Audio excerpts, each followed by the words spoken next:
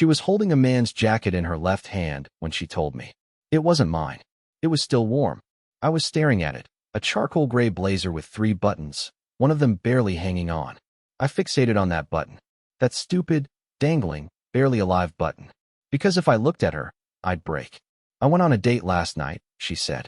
And for some reason, all I could say was, "Is that his jacket?" She blinked, then looked at it like she forgot she was even holding it. She didn't answer. Not because she didn't know, but because the truth felt too small for the size of the disaster she'd just dropped into our living room. And I think that's when I knew. She didn't just go on a date. She was still in it. I had gotten home 20 minutes early. No warning. No text. Just wanted to surprise her with coffee and those soft lemon cookies she always grabs from that overpriced place on Birch Street. I let myself in, walked up the stairs, and there she was, standing at the window, still glowing like she hadn't even taken off the night. Her lipstick wasn't mine. Her smile wasn't mine. And worst of all, she didn't look guilty. She looked alive. She finally spoke again. His Uber came late. He left this. I didn't know what to do with it. I nodded. Like that mattered. Like I gave a single damn about the jacket. But I didn't scream. I didn't cry. I didn't do what a man's supposed to do when he finds out the woman he loves is emotionally orbiting someone else. Instead, I stepped closer. Real slow. No rush. And I whispered, "You don't look sorry." That cracked her. Her eyes went glassy like she didn't even expect me to say that. She thought I'd rage. She thought I'd call her names. She thought I'd beg. Instead, I walked past her, opened the coat closet, and gently hung the man's jacket next to mine. Then I said, "Let me know when he's coming back for it. I wouldn't want it to wrinkle."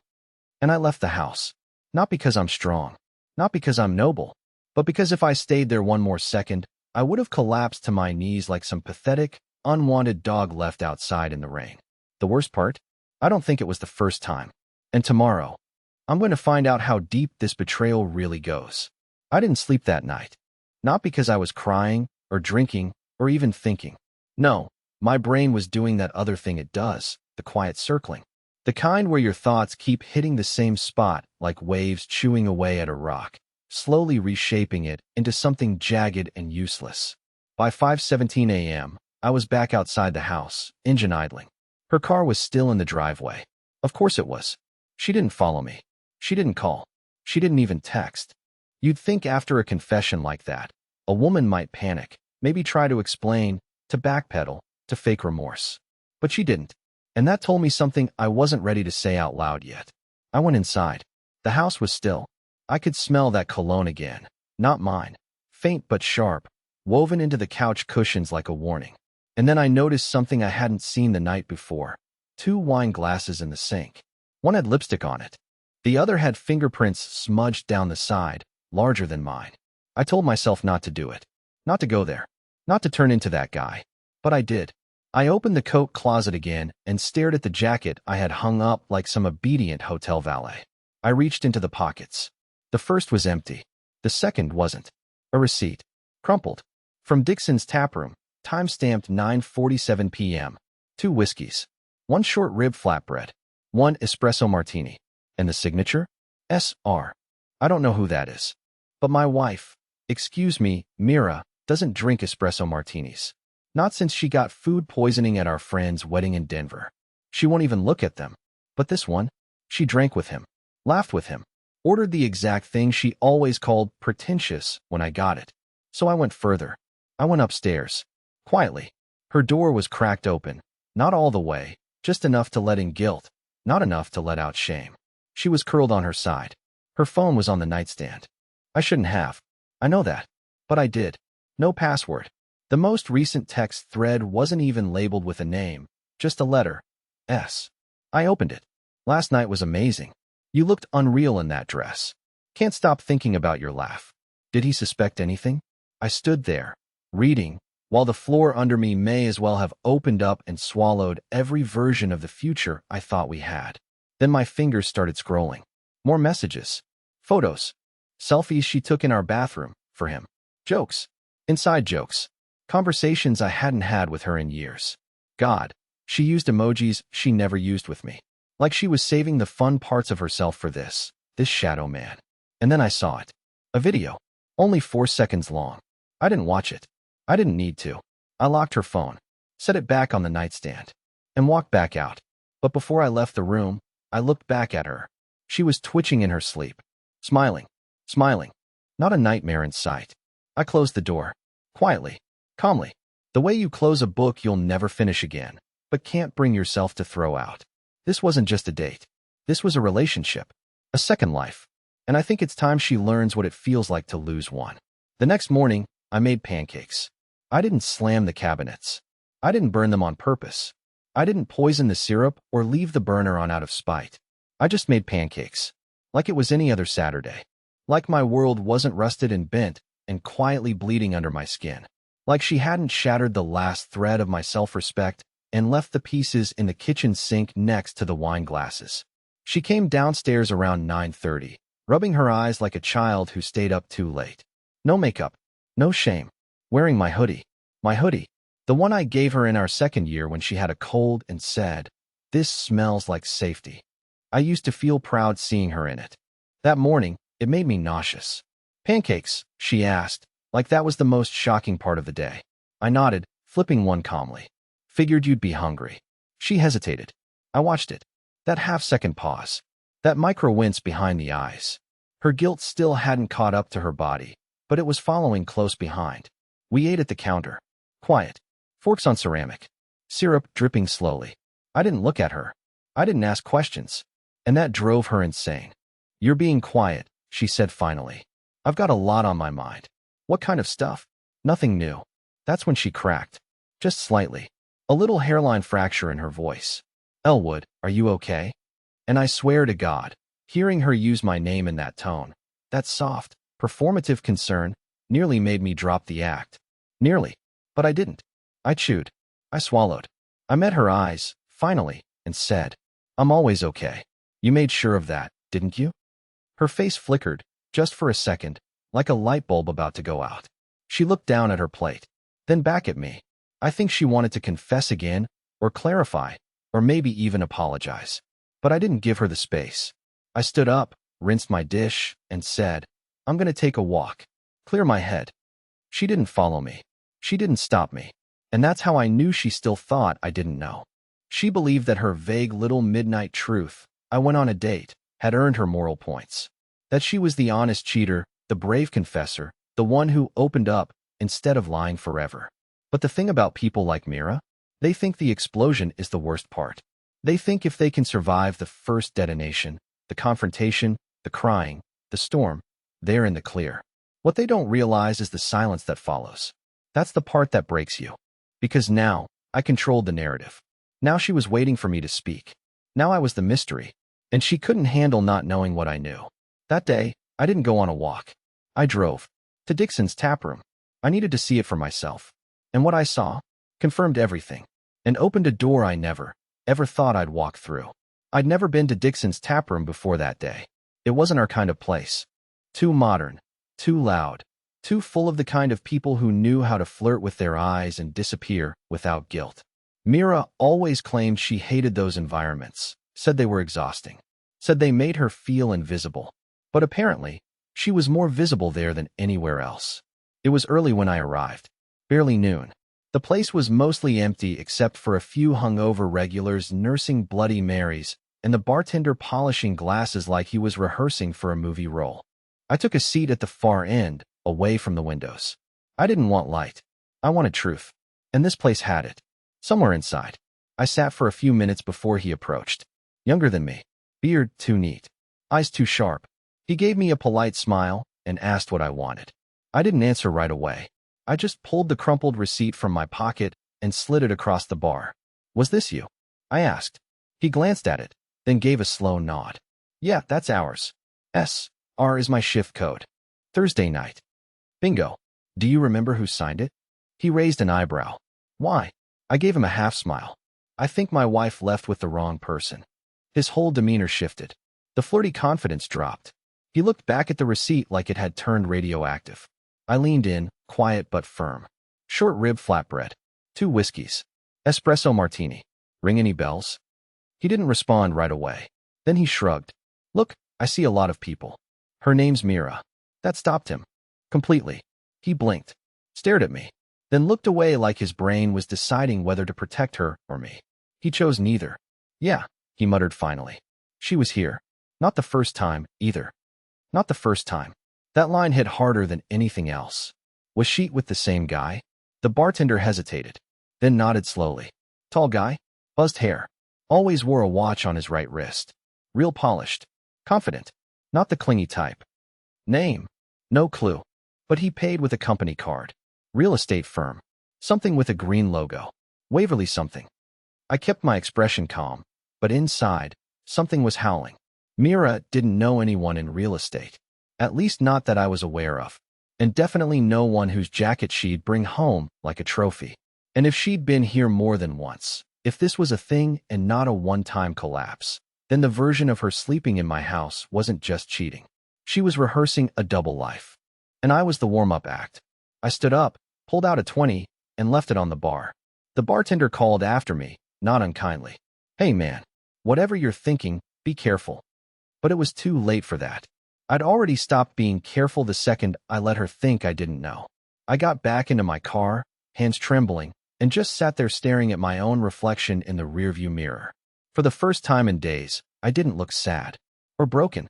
I looked like someone who was about to start keeping secrets of his own. Because if she was living two lives, then maybe it was time I did the same. When I got home, the first thing I did was delete the browser history on my laptop. Not because I had something to hide, not yet, but because I wanted her to wonder if I did. Every move from this point forward had to look like it had an echo behind it. I needed to turn her own imagination against her, because Mira wasn't the kind of person who panicked from confrontation. No, she panicked from not knowing how to control the next step.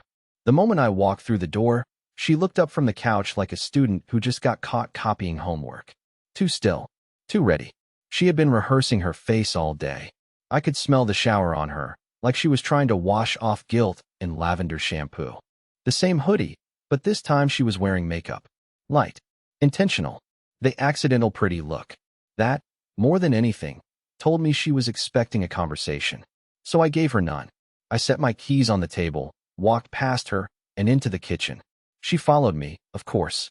I kept my back turned as I poured a glass of water and pretended I wasn't shaking.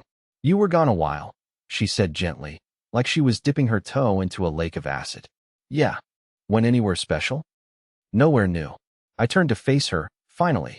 Her expression was neutral, but her eyes weren't. She was scanning me like a machine trying to match input to output. I could almost see the wheels turning in her mind. Did he see something? Did someone tell him? Did I leave something out? She tilted her head. Are you mad at me? No, I said calmly. I'm just tired. From the corner of my eye, I saw her shoulders relax. Not fully, but enough to confirm she still believed the lie she built was intact. I let that sit for a moment, then added, by the way, I'm going out tomorrow night. Don't wait up. That startled her. She blinked twice. Oh, where to? Dixon's. And I smiled when I said it. Just enough to make her heartbeat skip. I could see it. Her lips parted like she wanted to respond, but didn't know how. That was the moment I knew I had her. Not in some macho, dominant way, but in the deeper, colder sense, where the balance of fear shifts and the one who was hiding something starts questioning everything, every breath, every glance. She didn't argue, didn't ask why, just nodded, then turned and walked away slowly, like her spine was trying to hold up a tower that had started to tilt. I didn't go to Dixon's the next night. I stayed in the car 2 blocks away. I left the house at 6 p.m., waited 10 minutes, then quietly circled the neighborhood and parked where I could see the front steps. I left the door unlocked on purpose. If he came back, if she thought I was gone, I'd know. I had her phone mirrored now. She never set up 2-factor authentication. I told her for years she should. She said she didn't need to. I guess she was right, but for the wrong reason. At 7:14 p.m., her location changed. Not to Dixon's, to a hotel, downtown, the same one we stayed at for our 5th dating anniversary. She booked it under a different name, but she forgot something. The hotel Wi-Fi auto-connected her phone, and my laptop, now quietly synced to hers, pinged the login. That's when I started typing.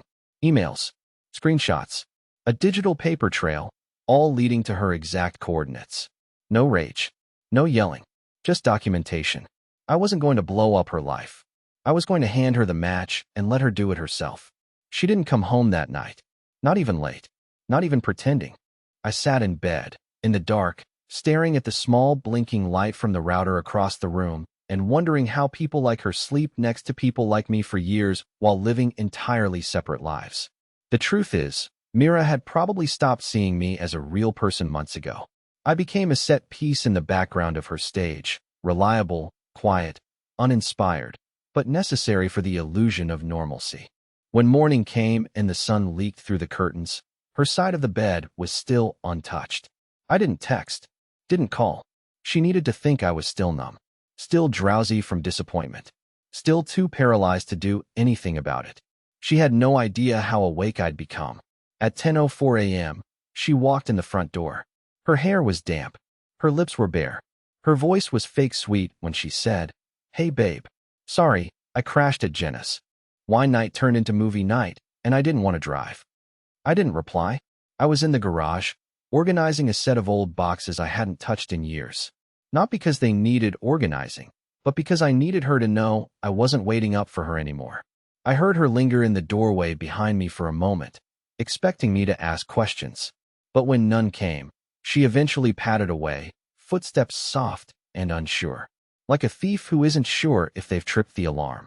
That night, I started phase 1. It wasn't dramatic. I didn't hack anything. I didn't scream. I didn't accuse. Instead, I mailed a simple envelope to her office. No return address. Inside was a printed photo. One of the selfies she'd sent the one in our bathroom, wearing the cardigan I gave her for our 3rd anniversary. Beneath it was a typed note that simply read, "How long do you think you can keep both of them?" No signature. No threat. Just a mirror. And then I waited. It took 2 days for her to panic. I could tell because suddenly, she became the perfect wife. She cooked dinner 3 nights in a row. She asked me about my day. She laughed at things that weren't funny. She even suggested we take a weekend trip to reconnect, like this was a Netflix drama she could tie up in the 3rd act. But the most telling part? She cleaned the entire upstairs closet. That might not sound like much, but that closet was sacred to her chaos. She never touched it unless something was deeply wrong. It meant she was preparing, anticipating a storm, bracing for impact. So I gave her one, but not directly. I found S. It wasn't hard. I traced the hotel Wi-Fi login through her phone's browser. He'd left a review, a 5-star one, for their rooftop bar under his business profile. Full name, photo, company. Simon Reeves, Regional Sales Director, Waverly Commercial Group.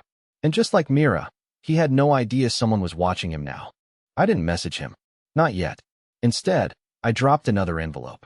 This time, I mailed it to his office. Inside, a screenshot of her contact name in his phone. The one from her synced messages. It wasn't Mira.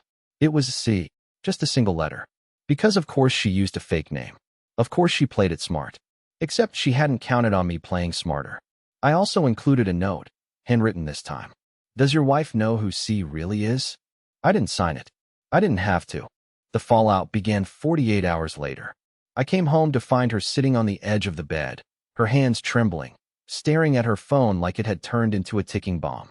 She looked up at me, lips parted like she was about to say something, to ask me, maybe, if I'd seen anything. But instead she whispered, "I think someone's trying to ruin my life." And I nodded. Not slowly, not dramatically, just nodded. Maybe they just want the truth to do it for them. She blinked, swallowed. And for the first time since that night, she looked scared. Not nervous, not guilty, scared. She still didn't know what I knew, but she was starting to understand that I knew something. And fear, that was something Mira couldn't fake her way out of. It started with a knock on my car window. I was parked outside the dry cleaners, scrolling through Myra's mirrored text feed on my phone when I heard the double tap on the glass. I looked up, half expecting a solicitor or some teenager messing around, but no.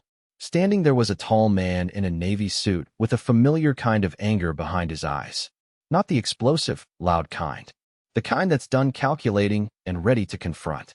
Simon Reeves. He didn't introduce himself. He didn't need to. I could see the envelope in his hand, the one I'd mailed to his office. I rolled the window down halfway and said nothing. He bent slightly, voice low but sharp. "You sent this?" I tilted my head. "You tell me." He studied me like he was trying to decode a language he didn't realize he already spoke. After a pause, he held up the photo. Myra's bathroom selfie. The one with the cardigan and the half-smile she only gave to people she didn't respect. His jaw clenched. She said her name was Cass. Of course she did. And you didn't ask for more? I replied. I did. She told me she worked for a nonprofit. Said she wasn't ready to go public with anything serious yet. Did she tell you she was married? His silence answered that. I unlocked the door. Get in. Simon hesitated for a moment, then slid into the passenger seat. For the next 10 minutes, I showed him everything. The texts, the location logs, the messages I'd intercepted. The part that made him shift in his seat wasn't the selfies. It was the voice note, one Mira sent weeks ago where she said, "He still thinks I'm just a friend from work. He doesn't ask questions. It's kind of sweet." Simon didn't speak for a while after that, just stared through the windshield like the air in front of him had turned into glass, and he was watching his own humiliation play out on it. Finally, he spoke. "I'm engaged." I turned to look at him, eyebrows raised. She know about Mira? No. She thinks I've been working overtime prepping for our move to Seattle. And now, he exhaled slowly. Now I think I might burn the whole schedule. He handed me something from his pocket, a keycard envelope. This is the hotel she books. Under her name. Her real one, I guess. She keeps going back to room 603. I stared at it, unsure whether to feel grateful or sick. You're giving me this why? I asked. Simon turned, his expression carved from stone. Because I want you to know I'm not your enemy. She lied to both of us. I don't want revenge. But I do want truth. If you're planning something, I'm not stopping you. He opened the door to get out, then paused. She called me last night, panicking. Said someone was threatening her. Asked if I knew anything. I told her no. But if she reaches out again. He looked back at me. I'm going to record everything. Then he walked away.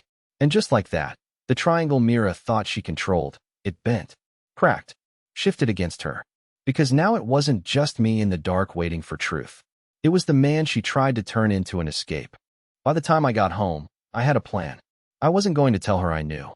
I wasn't going to confront her, demand apologies, or ask why. I was going to wait until the weekend, just 2 more days. Because that's when her sister was flying in from Chicago for a girls' weekend. Mira had already cleaned the guest room. She had snacks. She'd bought wine. She was going to play the role of the perfect sister, the perfect host. And I was going to make sure someone else showed up at the house first. Someone with a keycard. Someone with every reason in the world to want answers in front of witnesses. Because if Mira wanted to live 2 lives, then she was about to meet both of them at the same time. Saturday came like a storm pretending to be calm. The morning was eerily quiet. Mira baked. Yes, actually baked. Cinnamon rolls from scratch, the smell thick and sweet in the kitchen. She hummed while doing it. The kind of hum people use when they're trying too hard to seem normal. I ate one. Not because I wanted it, but because I wanted her to believe I was still playing along. Her sister, Mallory, was flying in from Chicago that afternoon. Mira was glowing at the idea of this little sister's weekend, like it was going to be her emotional reset button. She had wine. She had matching robes. She even printed a schedule. And she had no idea I'd invited one more guest. At 3:12 p.m., Mallory rang the bell.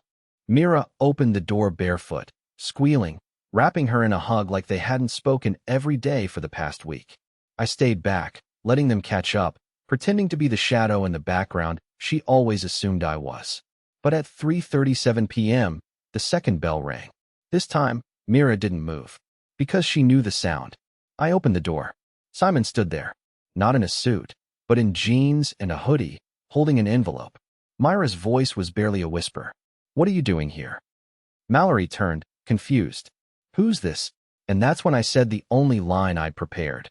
"Mira, I think you should tell your sister who he is." Her mouth opened, closed. Panic rose in her cheeks like fire under glass. "Elwood, don't." "No," I said calmly. "I'm done covering for you." Simon stepped forward. "She told me her name was Cass. Said she was single. We've been seeing each other for months. I found out the truth last week." Mallory's hand went to her mouth. "Wait, what?" Silence exploded in the room like thunder with no noise. Mira looked like someone had cut the power in her brain. Her sister was shaking her head, stepping backward, as if physically repulsed by the disconnect between who she thought Mira was and what she was hearing. I didn't yell. I didn't cry. I just walked to the kitchen counter, picked up a folder, and handed it to Mira. Inside was everything, Printouts, photos, timelines. Quiet evidence of a very loud betrayal. She didn't open it. She didn't need to. Because she already knew everything inside it was real. I'm not here to ruin you, I said gently. I'm here to end this. I turned to Simon. You don't need to stay. He nodded, already halfway gone. Mallory stood frozen in place, eyes darting between us. Mira, is this true? And for the first time in weeks, maybe months, Mira broke. Tears. Not the performative kind. Not the kind you use to reset a situation. The real ones. The kind that come when the dam finally collapses and you realize no one's reaching for your hand this time. I didn't mean for it to go that far, she whispered. I didn't know how to stop. I nodded once. I did. Then I walked upstairs. I didn't slam the door. I didn't pack like a man escaping a fire. I moved quietly, collected what I needed, and left a letter on her nightstand. Not a threat. Not a goodbye. Just this. You made me feel like I was invisible for so long. I forgot what I looked like in the mirror. Now I remember. I hope you do too. I walked out into the golden, late afternoon light. Cool air. No bags. Just my wallet, my phone, and the freedom of knowing that the truth had been spoken, not screamed. The past wasn't erased, but it was closed. And as I drove away, I didn't look back at the house. Not even once. Because I wasn't leaving something behind anymore. I was returning to myself.